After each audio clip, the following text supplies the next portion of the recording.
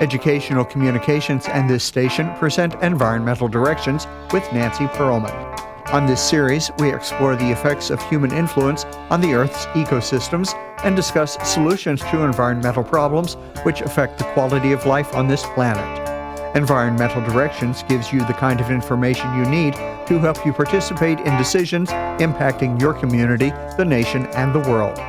Now, here's your host, Nancy Pearlman. Hello. We're going to be talking about incorporating sensitive environmental issues into fiction writing, especially about sand mining and fracking drilling in Minnesota and North Dakota and elsewhere. With my guest, Julian Bradley. She is a fiction author of the Bakken series. Her first book is Beneath the Bedrock, second one, Between Fracture Lines, and the third one, Beyond the Bust. Welcome. It's a pleasure to have you with us. Thank you, Nancy. It's a pleasure to be here. I am so excited that you are incorporating ecological issues in fiction writing because it's so rare, and yet that's a way to reach a new audience. Why did you decide to pick the fracking issue? I live in the Driftless region of Minnesota, which is the southeastern corner, and I live in Winona County. And Winona County has been very proactive in banning frac sand mining or Cilia sand mining. The movement started around 2012 when the Land Stewardship Project Group was petitioning Winona County Board to ban county-wide Cilia sand. Our region of the country, along with the western corner of Wisconsin, is prime sanding that is used for frac sand drilling. So it was in a high demand, and it was starting to deplete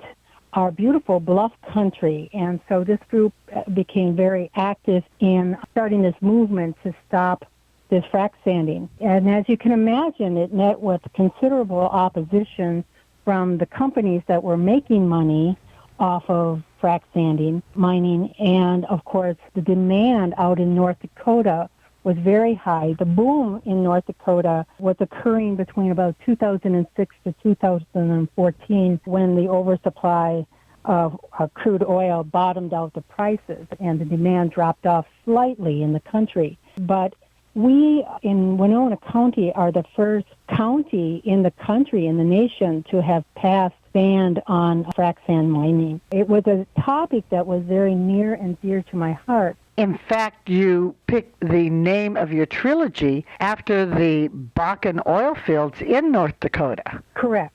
I'm an independent author by candlelight. By day, I'm a registered nurse, and I happen to be a nurse consultant in that region. My purpose was education for the company that I worked for. But it was an interesting thing to me to see how the oil business impacted that region in every aspect, from the environment, but also the service industry. Many of the workers were leaving various service level entry positions like nursing assistants because they didn't have to work anymore because their husbands were making more money in the oil fields.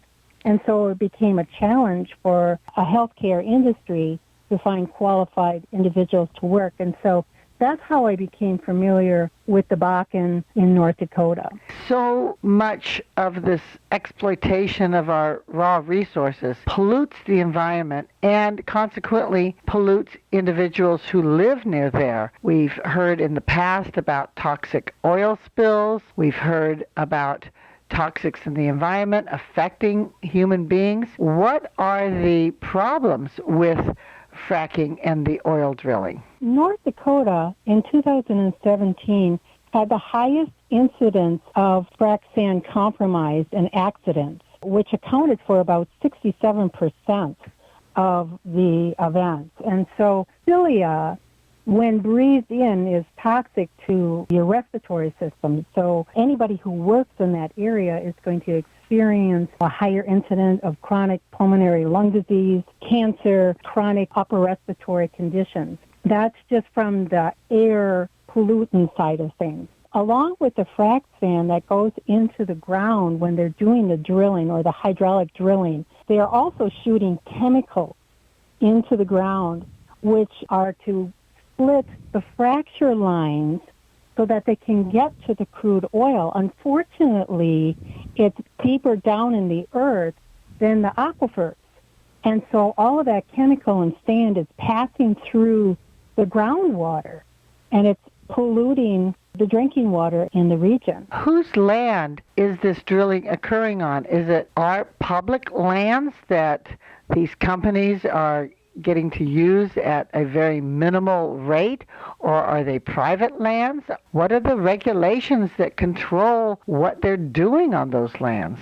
So it's primarily private lands, whether it's the Native American or indigenous communities' land or private ranchers that own their own land. I was just recently, over the 4th of July, out at Theodore Roosevelt National Park, which is still part of the Bakken region. It's more around the Dickinson area, which is a little further south than where my story takes place. But what I want to point out is those oil rigs are coming right up to our national parks, whatever pocket they can squeeze into, the state park systems too.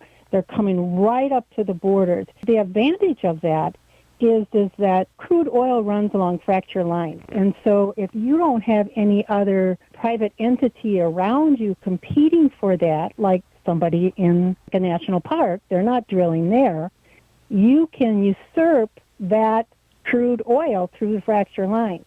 But you're also polluting that groundwater in and around those park areas.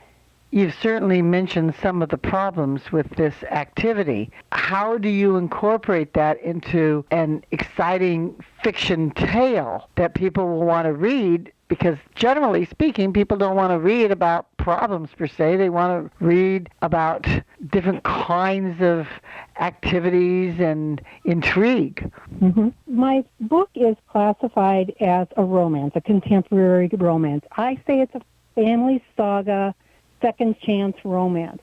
And so it's the people that are involved that own the oil company or own the oil wells. And there's a division in philosophy of how this business should be run. My female protagonist, she is from Minnesota, has to travel home when her father dies, and then she learns she inherits the oil business. She comes from a background of preserving the environment. So now she's the new business partner coming in with a whole different perspective. Her partner is her second chance romance, who comes from a different paradigm or a different perspective. And so that's where I create the tension. And in creating that tension and building that story, I talk about in the story the pros and the cons of the oil business. And you certainly write in an exciting way. We don't want to tell people the end result of your novel. You'd prefer people read the books. How do you sum up the story in the Bakken series?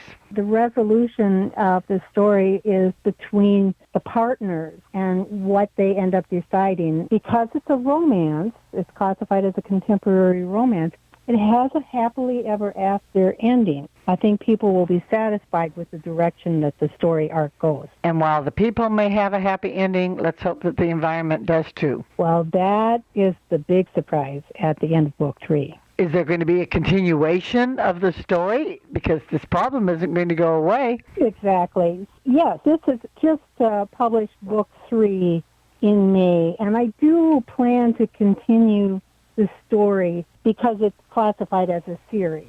I also bring in other issues that impact the environment beyond frac sanding and hydraulic fracking, drilling for oil. I talk about the bee apiaries that are in the region. My next non-series book that I'm looking to write will take place in northern Minnesota as well, bringing in wildlife protection and issues that the indigenous community faces in northern Minnesota, and especially water protection. And you still have a lot of wildlife because the area is open space if it's not fenced in, and there are different species of wildlife who depend on the parks, the wildlife refuges, and the open space, how are they involved with the people or vice versa? Right. The region is called the Prairie Pothole region. So there's many little dotted water areas. So waterfowl is huge. Various deer species that roam that area. The pollinator, the bees, are extremely important. When those groundwaters are polluted and so forth, it impacts those creatures along with human life in that area.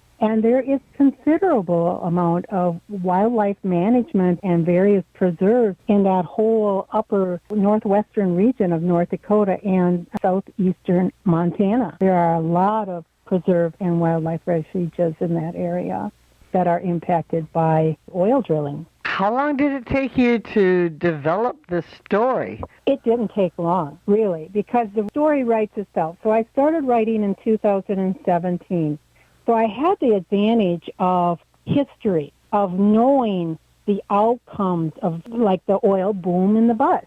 I knew that how that arc was going to occur. By the third book, I'm already incorporating the impact of the North Dakota pipeline as it's going to impact Standing Rock Tribe and what they face later in succession. So I can go back and write about those things.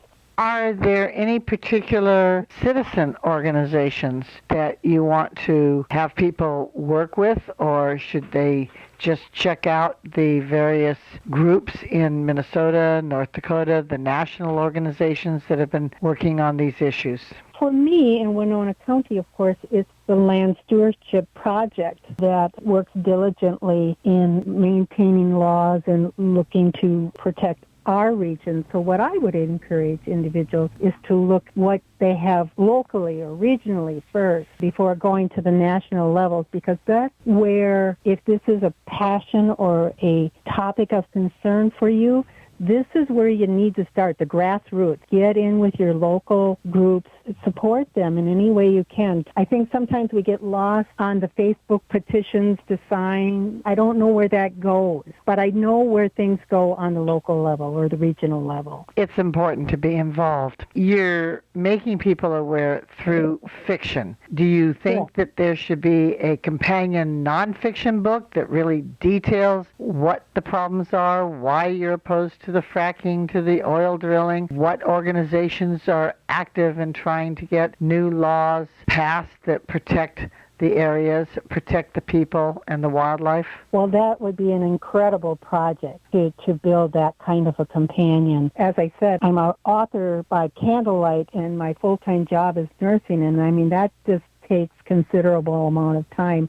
But at some point, it would be wonderful to bring together the research that I've done just for the fiction purpose, because I want fiction to reflect fact. I don't want it to be just completely made up. I want it to reflect what's actually happening. I'm so delighted that you have chosen to write the fiction of serious problem, because it brings in people who want to read stories in a different way and learn in a different way. Going back to my original question, how much fiction has environmental concerns, or are they just mostly focused on social issues and other kinds of human interactions? I happen to follow a couple of authors. One that comes to my mind, William Kent Kruger, who does the Cork O'Connor series.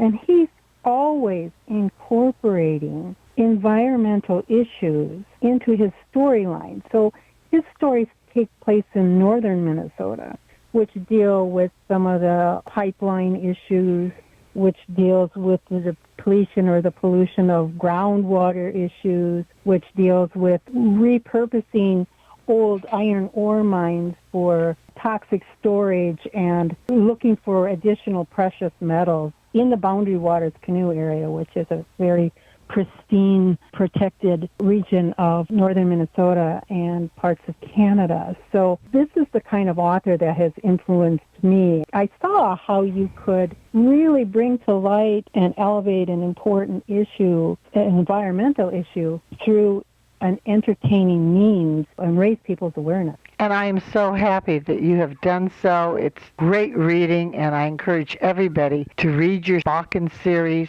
Beneath the Bedrock, Between Fracture Lines, Beyond the Bust, and future books that you are going to be writing. Thank you so very much for being my guest. Well, I'm so happy I met you at the LA Times Book Festival. That was the highlight of my weekend. So thank you very much for having me. You're welcome. I have been speaking with Julian Bradley, fiction author and registered nurse. I'm Nancy Pearlman. Thank you very much for joining us, and do tune in again next week. If you would like free information about these environmental issues, go to www.ecoprojects.org or call 310-559-9160. Environmental Directions with your host, Nancy Pearlman, is a community affairs program of the nonprofit organization Educational Communications and this station.